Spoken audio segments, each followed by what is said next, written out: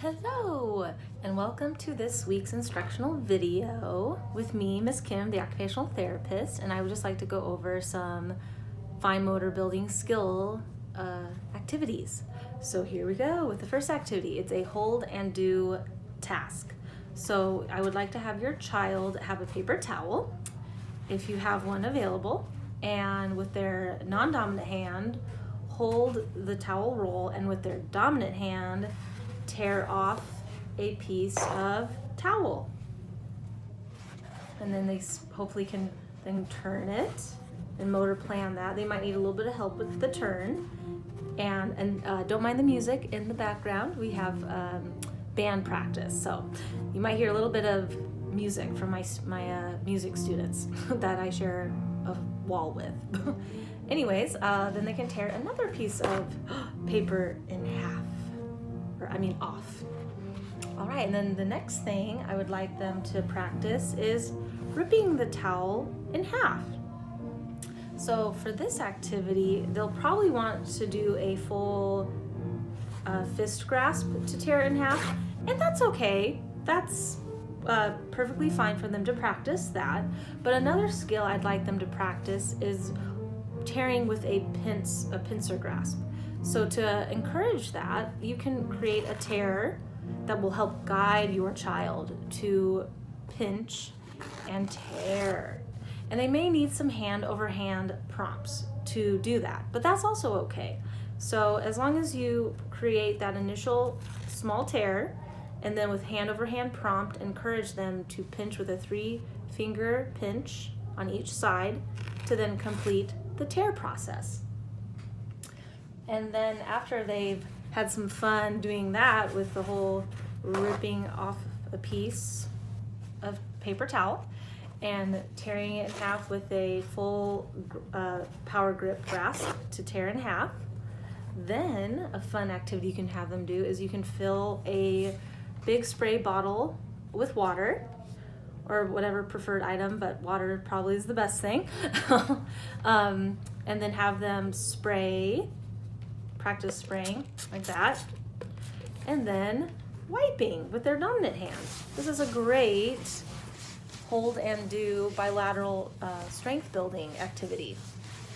So then they can wipe, and they can wipe their table and have lots of fun with it, and they can spray again. They might need some help with this action and spraying. And then they can take their paper towel again and wipe. So that's just a fun little function-based activity, but also it really helps build that strength in the shoulder.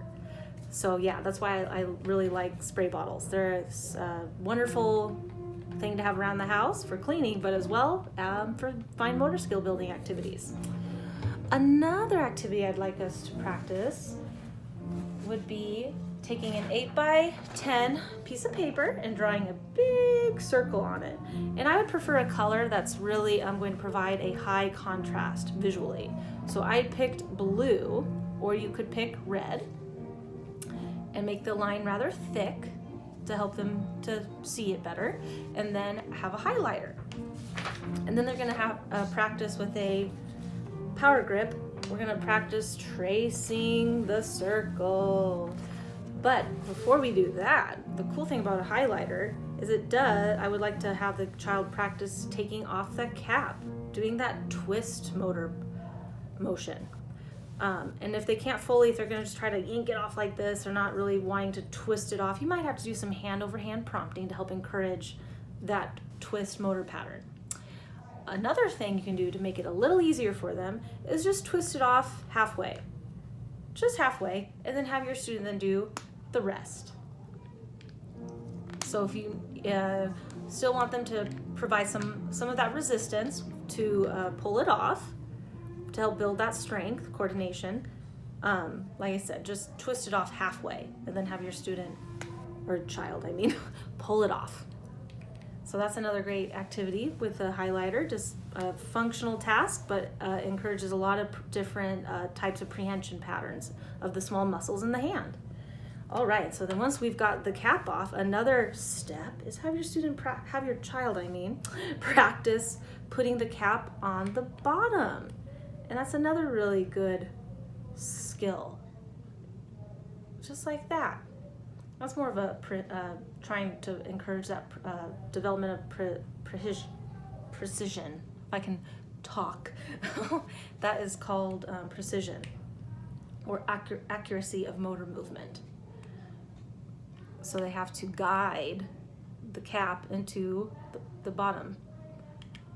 They might need, of course, again, some hand over hand, and that's okay as well. Or what you can do is you can just put it in halfway and then have your student do, or child, my student, your child, do the rest with that twist pattern. Okay, so once we did that, your child now first initially may try to hold it with their dominant hand. They might try to hold it like this and trace, but we want to encourage them to hold it with a power grip grasp pattern, and then practice tracing our circle. Another thing we could do is put this on a vertical surface. So whether you want to tape it to a wall like this and then have them practice tracing it, or if you have a slant board, you can use a 3-ring binder.